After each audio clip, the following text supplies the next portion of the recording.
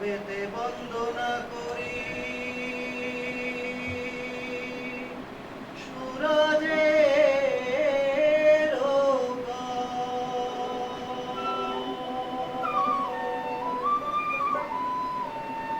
আইসো বাবা গুরু মুর্শিদ গানে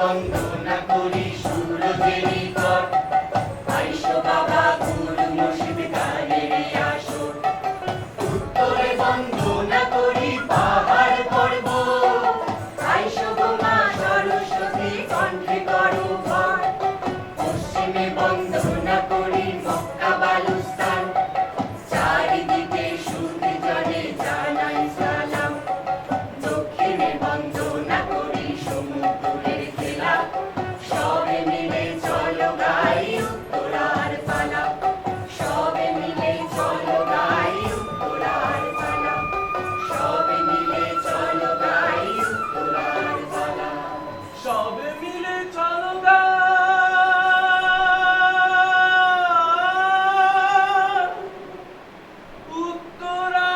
উত্তরার পালা। উত্তরা কে গা? উত্তরাকে চেনো না? রাজার ঘরের বিটি হলেও পাশের বাড়ির মেয়ে। ঠিক বুঝলুম না তো। খোলসা করে বলো দেখি। আরে বিরাট রাজার কন্যা গো, অর্জুনের বেটা অভিমন্যু, তার সাথে যার বিয়ে হয়েছিল। ও অভিমন্যু, সাতজনে মিলে যারে কুপিয়ে কুপিয়ে মারলে।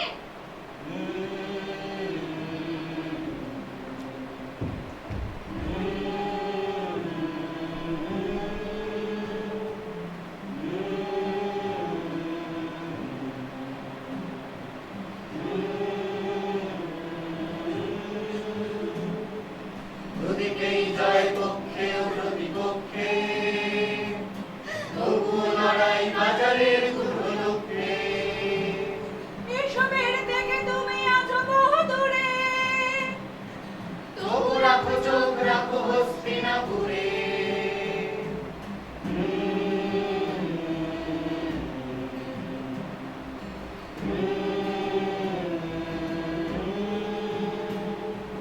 রাজায় রাজায় যুদ্ধ হয়, উলু খাগড়ার প্রাণ যায়। আর এই উলু খাগড়াদের বাড়ির মা বউদের মনের খবর কেউ রাখে না। এমন ঘটনা তো এখন আমাদের চারপাশে আকচারি ঘটছে গা। আরে কথাটা কি এমনি এমনি এসে? যা নেই ভারতে তা নেই ভারতে।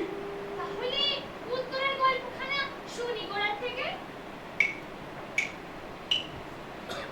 কাঠের পুতুলের মতো বেঁচে উঠেছি বারংবার পুরুষের হাতের অদৃশ্য সুর। পুরুষ ক্ষমতার এক নাম, পৌরুষত্ব ক্ষমতার এক রূপ, ঠিক যেন একটা মুদ্রা যার এক পিঠে থাকে ক্ষমতা আর অন্য পিঠে যে থাকে অগোচরে অন্ধকারে সবার আড়ালে। তার মনের খবর কেউ নেয় না, কেউ নেয় না কখনো। কিশোরী মনের সন্ধান কেউ নিয়েছে কখনো?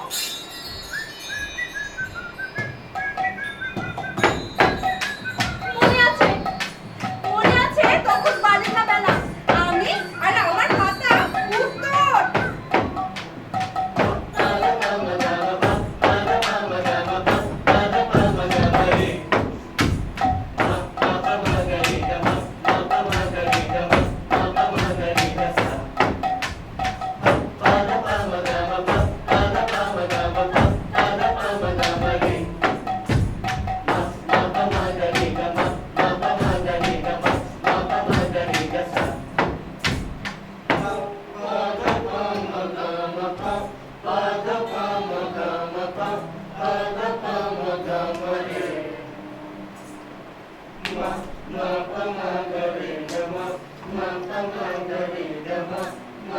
ma ga re ga sa. Pa pa da pa ma ga ma pa pa da pa ma ga ma pa pa da pa ma ga ma re. Ma pa ma ga re ga ma pa ma ga re ga ma pa ma ga re ga sa. Pa pa da pa ma ga ma pa pa da pa ma ga ma pa pa da pa ma ga ma re. Ma pa ma ga re ga ma pa ma ga re ga ma pa ma ga re ga sa.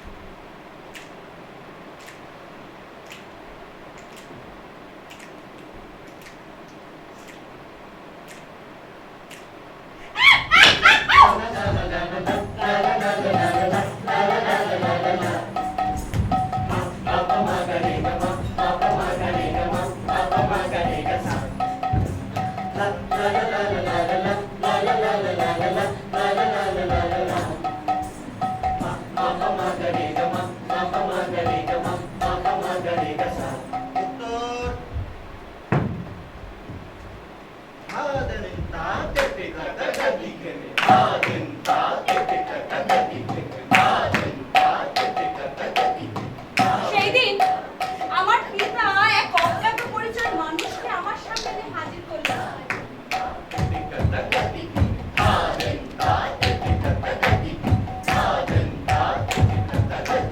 নৃত্য শিক্ষার উদ্দেশ্যে।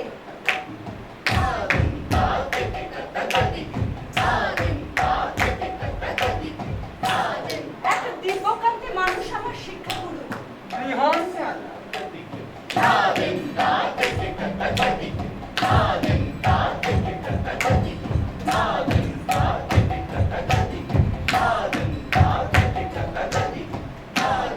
অনায়াস দক্ষতায় তিনি মুদ্রাগুলো তুলে দিতেন আমার হাতে, আমার পায়ে, আমার ভ্রমণলোকে। আমি কুড়িয়ে নিতাম, আমি সঞ্চয় করতাম, আমি ব্যবহার করতাম। এই অনন্য মানুষটি ছিল আমার কাছে বাইরের পৃথিবীর বাতায়ন।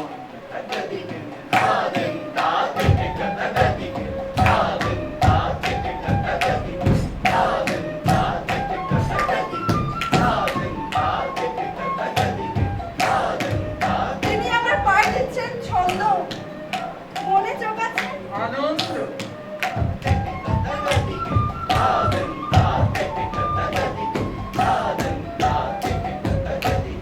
আমিও ছোট্ট নদীটির মতোই সহজ ছিলাম তার কাছে।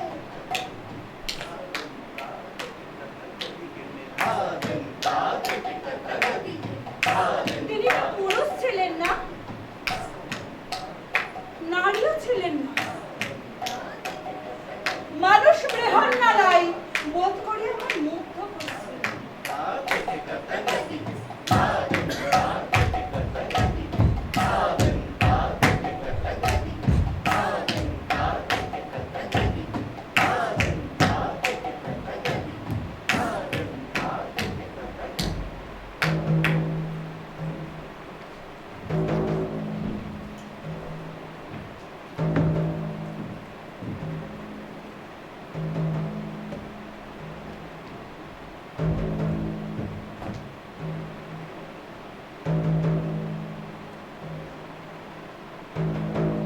বেশ চলছে।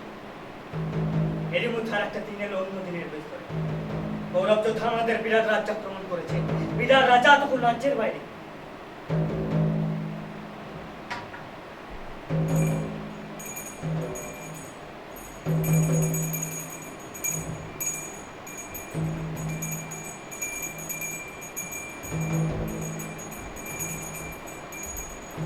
গৌরবরা আমাদের সমস্ত খোদন হরণ করে নিয়ে যাচ্ছে। অথচ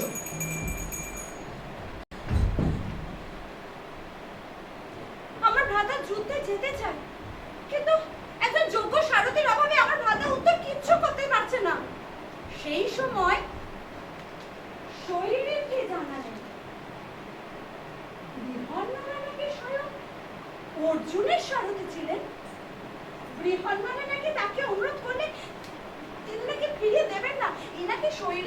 বিশ্বাস। হয়তো আমারও তেমনই কোনো ধারণা ছিল। থাকবে নাই বা কেন? উনি তো যথেষ্ট ভালোবাসেন আমায়, বোধহয় যথেষ্টেরও বেশি। আর আমি জানি না। কিন্তু যে আমার ভ্রাতা উত্তর আমাকে আদেশ করলো, আমি দৌড়তে শুরু করে দিলাম রত্নাগারের দিকে। বিদ্যুৎ যেভাবে মেঘের কাছে পৌঁছায়, যেভাবে নাম মতো পৌঁছায় দ্রুতগতি হস্তি নায়কের সম্মুখে, তেমন ভাবেই এসে পৌঁছালাম বৃহন্নলার সম্মুখে। তিনি আমার মুখ দেখেই বুঝতে পারলেন কিছু একটা হয়েছে। আমাকে সম্বোধন করলেন। মৃগনয়নী সুন্দরী। আমার বুকে কি যেন একটা কাঁপন লাগলো। নারী কি পুরুষ সে কথা বুঝিনি, কিন্তু আমার অবচেতন মন বোধহয় জানত বৃহন্নলা বীর, আর কিশোরী বয়সে বীর পূজাই তো স্বাভাবিক। আমিও হাঁপাতে হাঁপাতে একটানা বলে চললাম, কৌরবরা আমাদের সমস্ত গোধন হরণ করে নিয়ে যাচ্ছে।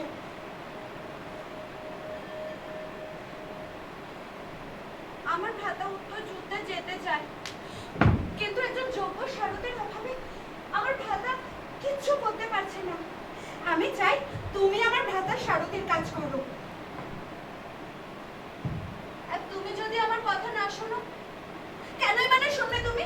আমি তো যথেষ্ট ভালোবাসা নিয়ে তোমাকে অনুরোধ করতে এসেছি। তারপরে যদি তুমি আমার কথা না শোনো, তাহলে কিন্তু আমি আত্মহত্যা করবো।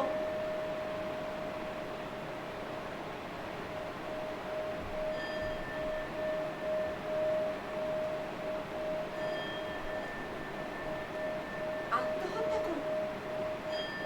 এত বড় কথাটা বলে ফেললাম। কোন অধিকারে? না, যুক্তি বিচারের সময় এখন নয়।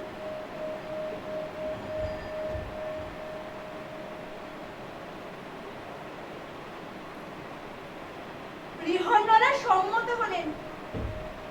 তিনি চললেন উত্তর সকাশে, আর আমিও সেই মুহূর্তের সাক্ষী হব বলে তাকে অনুসরণ শুরু করলাম।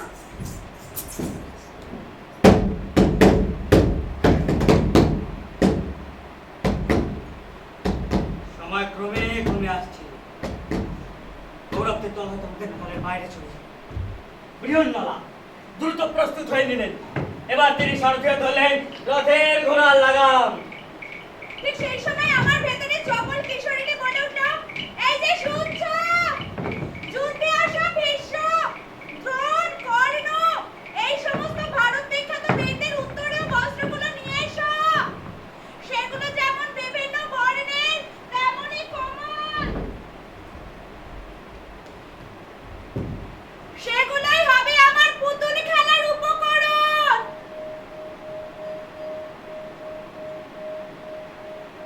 দ্রোণ, ভীষ্ম, কর্ণ, এই সমস্ত ভারত বিখ্যাত বীরদের বিরুদ্ধে যুদ্ধে যাওয়ার আগে কি আমি বুঝতে পেরেছিলাম কৌরবরা এই যুদ্ধে পরাজিত হবে? আর যদি বুঝেও থাকি, তবে আমার ভ্রাতা উত্তরকে অনুরোধ না করে সামান্য সারথি বৃহন্নলাকে অনুরোধ করলাম কেন? তবে কি ঘুমর ঘুমর করলাতে বাদলা, ঘুমর ঘুমর করলাতে বাদলা, শীতল জল দলনাতে বাদলা, ঘুমর ঘুমর করয়াতে বাদলা।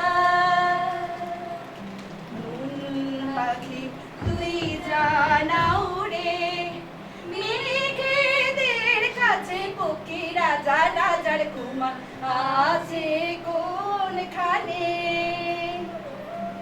আয় না বলে তাকে আজ পুতুল এক সাজবে নতুন সাজে।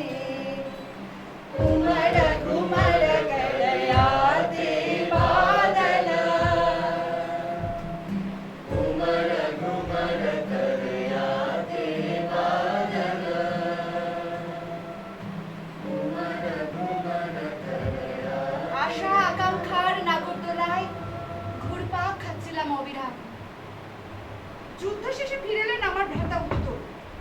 সঙ্গে জানলাম একা বৃহন্নলা সরঘাটে পর্যদস্ত হয়েছে গোটা কৌরব শিবির। আর এত বড় যুদ্ধ জয় করার পরও তিনি নাকি ভুলে যাননি তার সামান্য ছাত্রীটির উপর তিনি একে একে নিজ হাতে অর্পণ করলেন হলুদ, নীল, সাদা, এই উত্তরীয় বস্ত্রগুলো। সাদাটা হলো দ্রোণাচার্যের এবং কৃপাচার্যের। নীলটা হলো দুর্যোধন আর অশ্বত্থামা।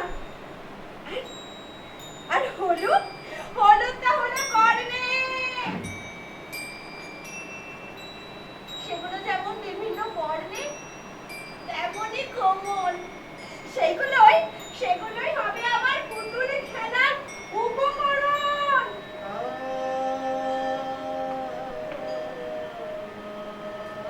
কিন্তু সেইখানে কি বুঝতে পেরেছিলাম অচিরেই আমার পুতুল খেলার দিন শেষ হবে।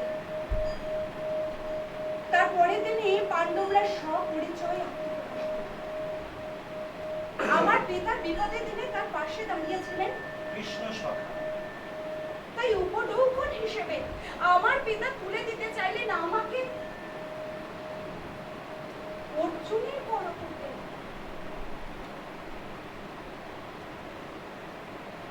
অর্জুন আমার পিতৃ সমসখা অর্জুন, যিনি আমাকে অভিভাবকের মতো দেখেছিলেন, ভালোবেসেছিলেন, সেই অর্জুন। একবারও পিতা জানতে চাইলেন না তো। তোরা তুই কি চাস মা? কাকে চাস?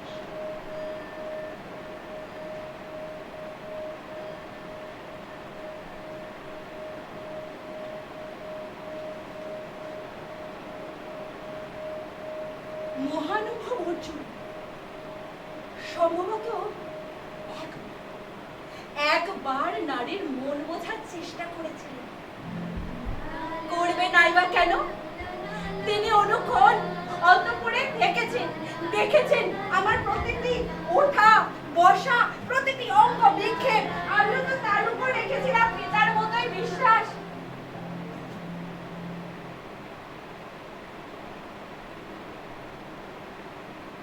হয়তো এও পুরুষের নিজেকে লোকচক্ষুর মধ্যে রাখার একটা প্রচেষ্টা। না, এমন প্রশ্ন তো উঠতেই পারে। অর্জুন 1 বৎসর কাল বিরাট রাজার অন্তর্মহলে ক্লীবত্বের ছদ্মবেশে কাটিয়েছেন, তাই তার এমন কোনো আচরণ আছে যার জন্য কন্যা সমকুমারীকে বিবাহ করতে বাধ্য হচ্ছেন। কারণ যাই হোক, অর্জুন আমাকে নির্বাচিত করলেন পুত্রবধূ হিসাবে অভিমন্যু ঘরণী। অর্জুন পিতা, অর্জুন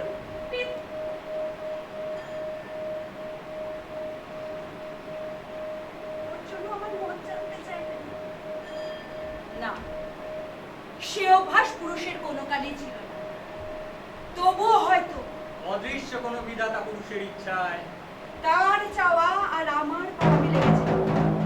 দেব কিশোরের মতো তার অবয়ব, বাল্যকাল হতেই প্রবাদ প্রতিবস্ত্র নৈপুণ্য, পুরুষোত্তম কৃষ্ণ তার মাতুল, তিনি অভিমন্যু।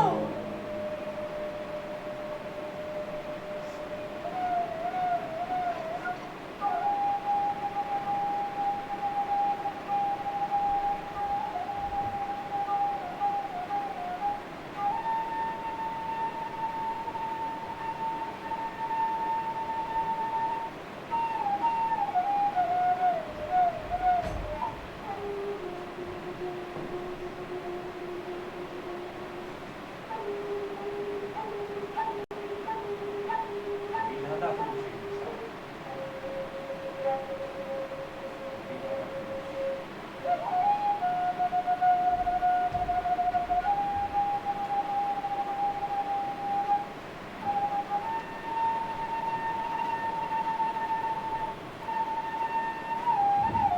নারীর কোনো বিধাতা নেই।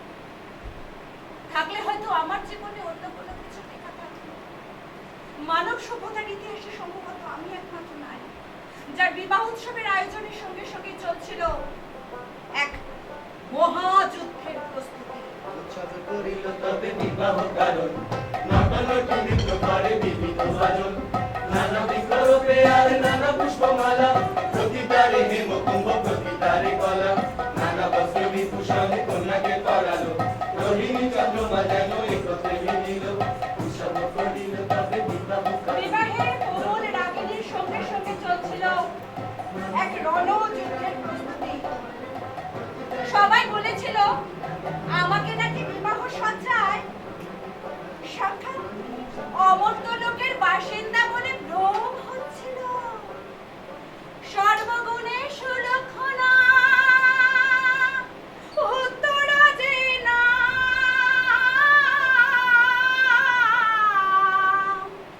অভিমন্যু সঙ্গে মিলে যেন রথিকা।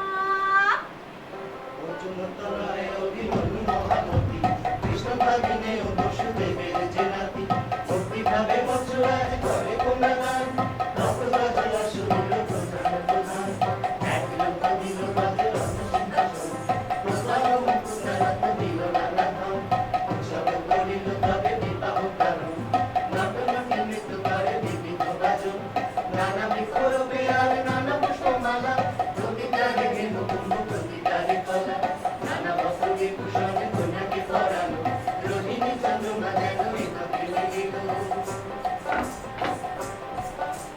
নানা বছর বিভূষণ কন্যাকে পরালো। রোহিণী, চন্দ্রমা, রোহিণী চন্দ্রমা যেন একত্রে মিলিল। অভিমন্যুর চোখে চোখ পড়া মাত্র বুঝতে পারলাম আমি এখন কিশোরীটি নই, যুবতী। ঝর্ণা নয়, জগৎ अंग सुगंधन चंदन माथे तिलक रचाए अंग सुगंधन चंदन माथे तिलक रचाए हमारा मुनि जय साजे सजनी सखी लागी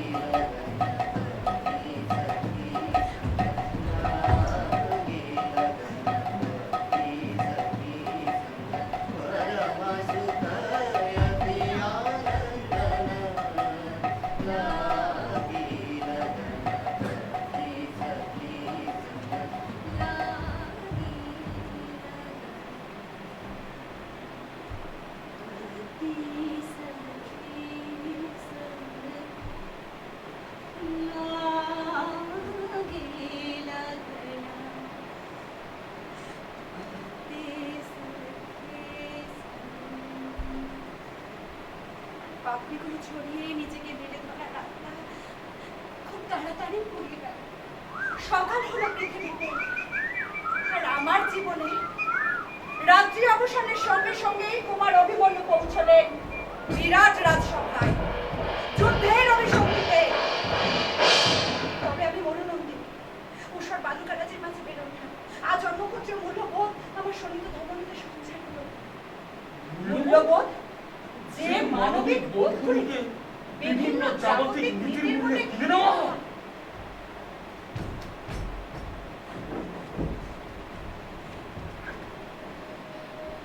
ক্ষত্রিয় নারী আমি কি যুদ্ধ ভয় বিচলিত হতে পারি? না বিচলনের প্রকাশ ঘটাতে পারি? উত্তরা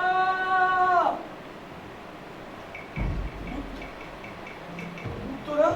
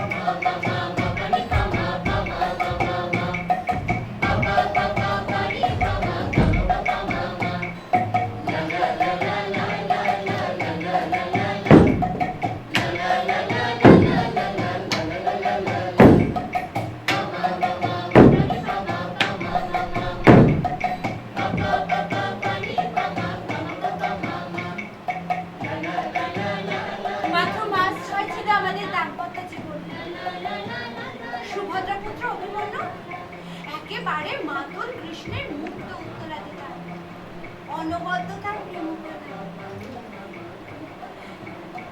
আমার কিশোরীর সন্ধ্যাগুলো যৌবনের সুগন্ধে মাতিয়ে রাখলো।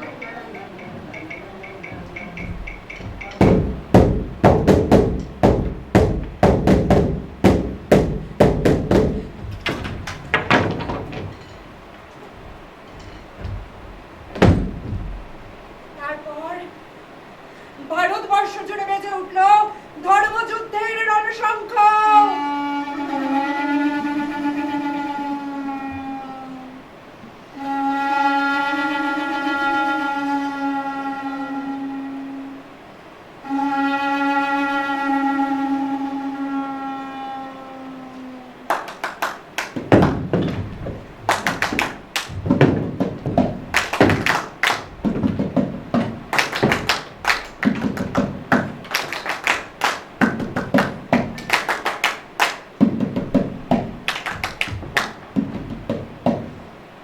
যুদ্ধের আবার ধর্মাধর্ম কি দেয় যুদ্ধ?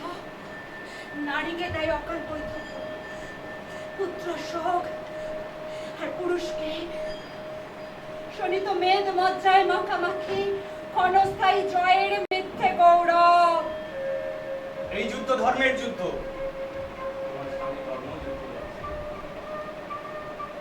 তুমি তাকে উৎসাহ প্রদান করো। চিন্তা করে না, মাতৃগর্ভে সবাই যখন ঘুমিয়ে থাকে, অভিমন্যু সেই সময় যুদ্ধের কাছ থেকে জ্ঞান অর্জন করেছে। অভিমন্যু আমার সন্তান।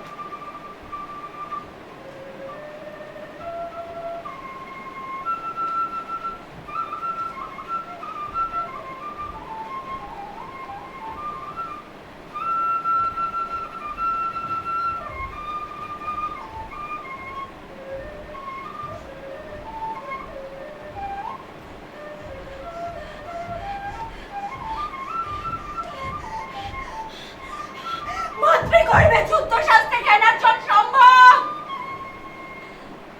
এক কিশোরকে অমরত্বের ভ্রান্ত প্রতিশ্রুতি দিয়ে নারী পিতৃ করে টেনে দিল। অভিমন্যু, অভিমন্যু, যুদ্ধের 12টা দিন আমি গর্বিত হয়েছি, গর্বিত হয়েছি আশঙ্কায়, অহংকারে গর্বিত হয়েছি, দূর দূর মুখ নিয়ে। তারপর এলো 13 দিন, এক কিশোরকে অমরত্বের ভ্রান্ত প্রতিশ্রুতি দিয়ে তারই পিতৃপরা টেনে দিল রক্ত লোলুপ 7টা হিংস্র সাপদের মুখে। শতরথী পুণ্য পেরিল কুমারী, এককালে সন্ধান করিল সাথীরে। আর বিরাম নাহি বলবারে, অসংখ্য রাজার সেনা গণিতে না পারে।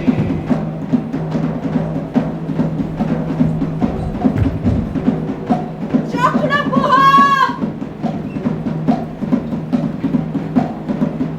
সিংহাসনের চক্রপুহ, ক্ষমতার চক্রপুহ, পিতৃতন্ত্রের চক্রপুহ, লোভের চক্রপুহ।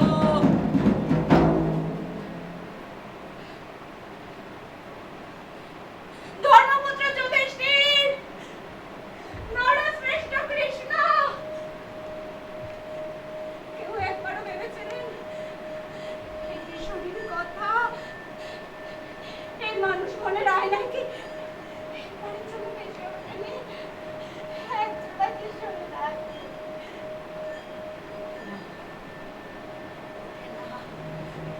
তাই ক্ষমতার দাবা খেলায় মগ্ন পুরুষ স্বচ্ছন্দে বিসর্জন দিতে পারে কিশোরীকে, নারীত্বকে। বিপদী আধুনি বল অন্যায় সম, করিয়া ভারতে পারে বাকি স্বভাব। হাতে করি রয়ে তব রথ চক্রদণ্ড, চক্র সামতে বাড়াই প্রচণ্ড। চক্রদণ্ড গেল যদি চক্র নিল হাতে, দানবের সঙ্গে যুদ্ধ যেন জগন্নাথে।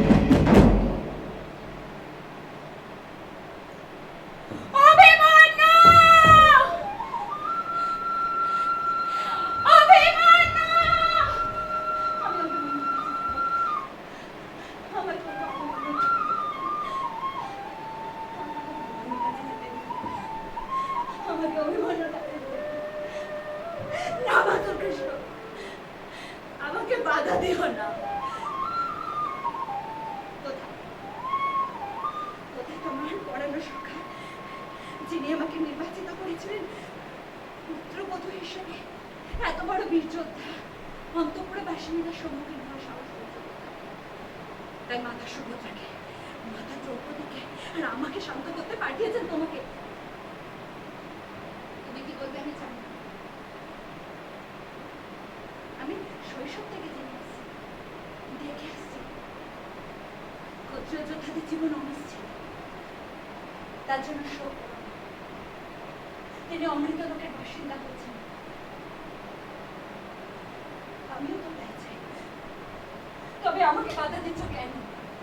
এখন গর্ব, তো তোমার গর্ভস্থ সন্তানের কথা ভেবেই আমাকে বেঁচে থাকতে হবে, আমার নিজের জন্য নয়। মাতুল কৃষ্ণ ঠিকই তো। সেই তো আপনার বংশের তবে এই বক্ষভূমিতে আর এক সন্তানের জন্ম দিলে তাকে সুস্থ জীবন দিতে পারবে তো ত্রিভুবনিয়ন্ত্রক বাসুদেব? ভ্রূণহত্যা পাপ। হত্যা পাপ নয়, এক কিশোরীর স্বপ্নগুলোকে হত্যা করা, তার পুতুল খেলার দিনগুলোকে হত্যা করা পাপ নয়। আমাদের দুজনকে যেতে দিন। আমাদের দুজনকে যেতে দিন। সেই মৃত্যুহীন, যুদ্ধহীন, লোভহীন উপত্যকায় দুজনকে চলে যেতে দিন। পালাই বহু দূরে, ক্লান্ত ভবঘুরে, ফিরব ঘরে কোথায় এমন ঘর, বৃক্ষতলে শুয়ে তোমার দুঃখ ছুঁয়ে ঘুম আসে না স্বার্থপর। অভিমন্যু! অভিমন্যু তরে রণ রথচক্র ঘাতে, রথচক্র ঘাতে কত বীর মারা ঘাতে, চারিদিকে বীরগণ বরষিয়ে বাণ, বাণে রঙ্গ হইল যেন সদান সভা। আচরণে উপরে করে বাধার প্রহার।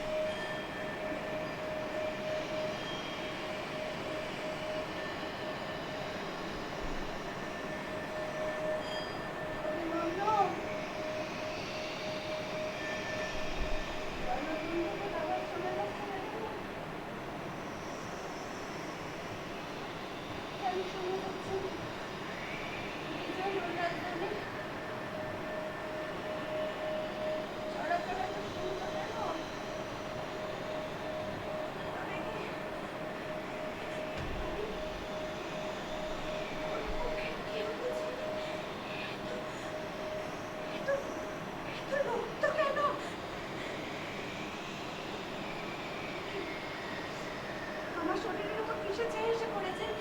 শকুনে টানা। আহ! জাম্পা! সিগারেটের হাতে কোনো বিলেছে না।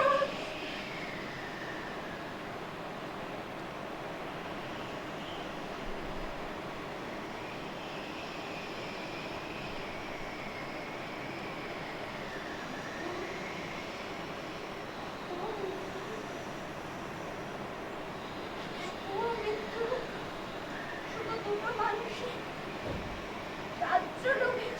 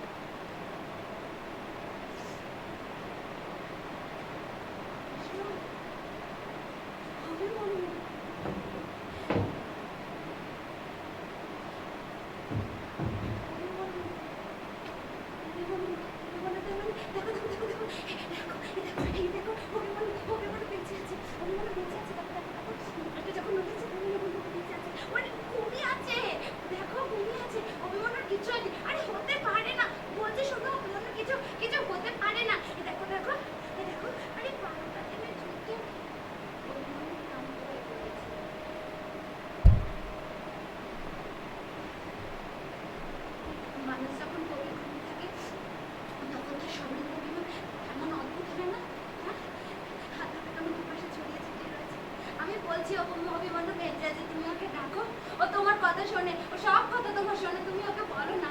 ও কৃষ্ণ, কৃষ্ণ ওকে বলো না কৃষ্ণ, এদিকের ভাষা ওদিকের ছলে চাতুরি ওকে বলো না কৃষ্ণ। ত্রিশূল কৃপায় গদা ও কাস্তে হাত এই অভিমন্যু, ওঠো না, ওঠো না অভিমন্যু, তুমি হেরে গেলে অভিমন্যু, তোমাকে ওরা হারিয়ে দিল। দেখো, তোমার তো কোনো দোষ নেই, বলো তুমি যাদের সঙ্গে যুদ্ধ করেছিলে তারা তো অনেকজন, আর তুমি তো তাদের কাছে একা। বলো, তুমি তো তাদের কাছে নিতান্ত ভালো, তুমি কি করবে বলো? যুদ্ধের ন্যায় কোনো স্থান নেই, বলো। সবার নজর যখন গুদামে আনতে এই নিশাদ তুমি চোখ রাখো মহাভারতে তোমার আপনজন যারা পাণ্ডব পাঞ্চাল, এত বড় বীর যোদ্ধা আপন আত্মযোগে শত্রু সাহেব থেকে রক্ষা করতে অক্ষম। আর ওই যে দূরে অবনত সীমা কেমন নির্লজ্জের মতো মাথা নিচু করে দাঁড়িয়েছে। তোমার চলে যাওয়া আর ওর বেঁচে থাকা দুটোই বড় আশ্চর্যের অভিমন্যু। মহাভারতের পথের আদিম ধুলি বুকে বহে আজ ছেঁড়া বৃদ্ধাঙ্গুলি বুকে বহে নীলার্য প্রবঞ্চনা কুরুক্ষেত্রের অস্ত্রের ঝঞ্ঝনা অর্জুন, অভিমন্যু রাজা হতো না, আর এই যে চারপাশে শয়ে শয়ে মৃতদেহের সারি, এরা তো রাজ পরিবারের থেকে অনেক অনেক দূরে। তবু এদের মরতে হলো কেন? কি পেলো এরা? কি পাবে এদের পরিবার? নির্বাক করো একটি শব্দ ভেদিতে কি পাবে এদের পরিবার? মহামায়ের ভেদিতে কি পেলো এরা? নীলার্য কি পাবে প্রবঞ্চনা এদের পরিবার? কুরুক্ষেত্রের অস্ত্রের ঝঞ্ঝনা মহাভারতের পথের আদিম ধুলি বুকে বহে আজ ছেঁড়া বৃদ্ধাঙ্গুলি বুকে বহে নীলার্য প্রবঞ্চনা কুরুক্ষেত্রের অস্ত্রের ঝঞ্ঝনা মহাভারতের পথের আদিম ধুলি বুকে বহে আজ ছেঁড়া বৃদ্ধাঙ্গুলি বুকে বহে নীলার্য প্রবঞ্চনা। যুদ্ধ এখনো শেষ হয়নি।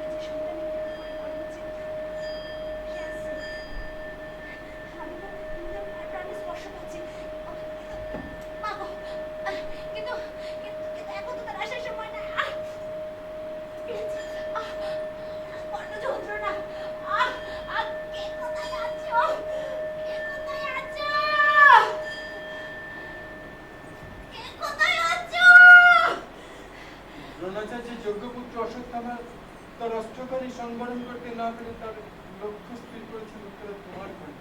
দেব পৌরুষ সত্য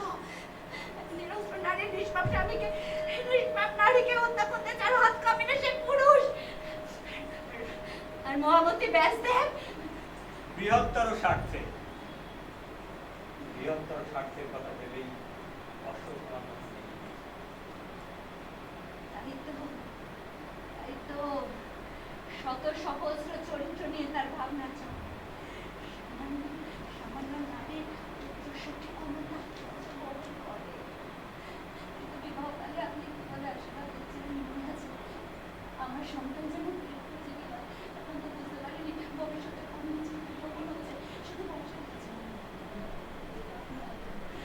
কেন শান্তবাবু, কেন শান্তবাবু?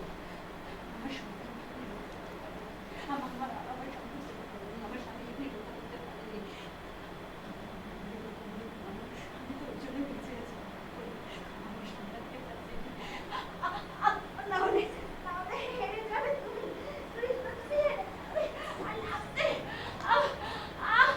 কৃষ্ণ, তুমি হেরে যাবে। আমার সন্তানকে বাঁচিয়ে দাও কৃষ্ণ।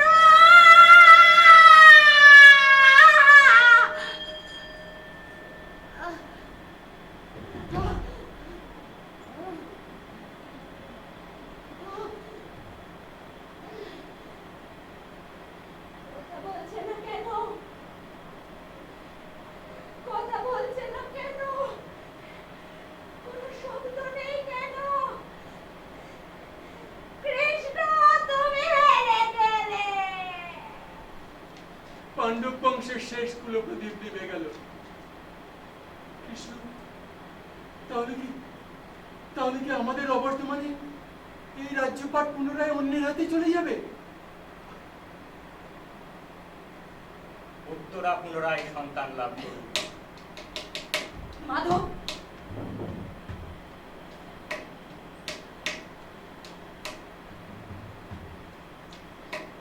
এত তাড়াতাড়ি অভিমন্যু তোমাদের মন থেকে মুছে গেল?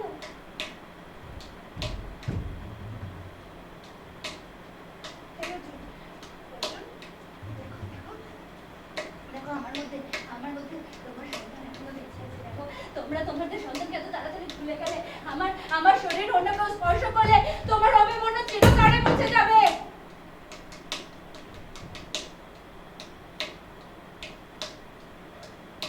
তোমার সন্তান অভিমন্যুর সন্তান হিসেবে পরিচিত। অভিমন্যু বেঁচে থাকবে মানুষের মনে। ইতিহাস থেকে মনে রাখবে বীর বলে, অর্জুনের পুত্র। আর তা সম্ভব পাণ্ডব বংশের কুলপ্রদীপ যদি আবার জ্বলে ওঠে। আর এই মহান রাজবংশের ভবিষ্যতে অস্তিত্ব, ইতিহাস রচনা, অভিমন্যুর বেঁচে থাকা সব তোমার হাতে উত্তরা।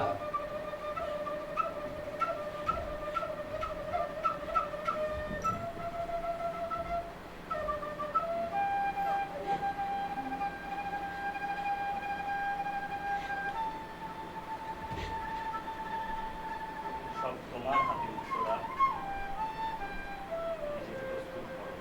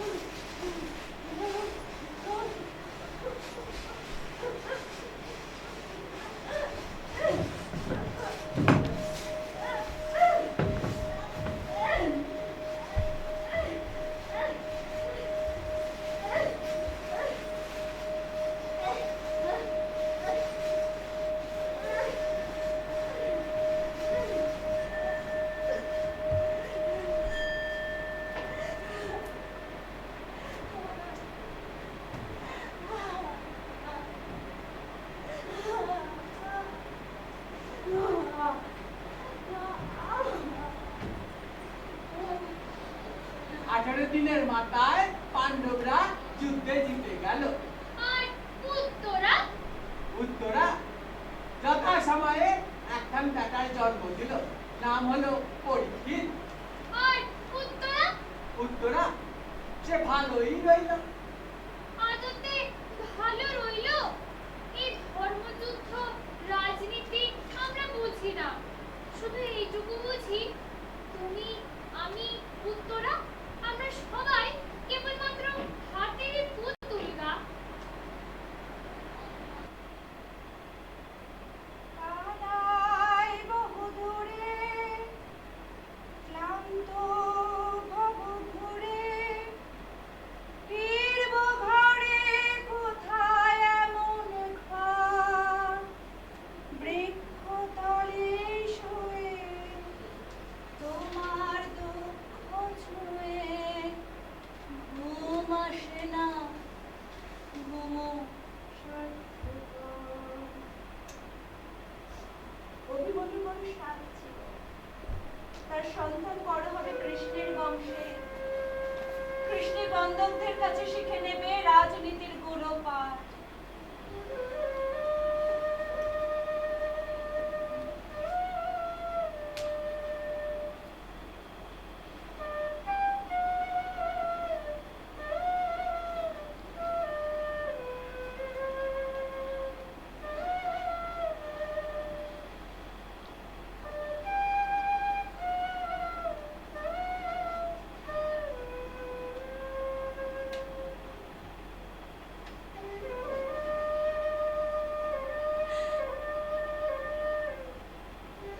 কৃষ্ণ, তোমার ধর্মযুদ্ধ আমার থেকে সব কেড়ে নিয়েছে। পিতা, ভ্রাতা, স্বামী, সব। এমনকি কোলের সন্তানদের উপরও আমার কোনো অধিকার নেই। তার তো এখন অনেক দায়, এই কুরুকুলকে আলোকিত করার দায়। এর দায়িত্ব রাজবংশের সকলে। ঠিকই তো, আর আমার জন্য নির্দেশিত হয়ে রয়েছে আর্যভক্ত নীতি নির্দেশিত বাল্য বিধবার জীবন। কিন্তু যাপনের তো একটা উদ্দেশ্য থাকে। আমি স্বল্প সময় আমার জীবন নৃত্য পরিক্রমা সম্পন্ন করেছি। আমাকে অনুমতি দিন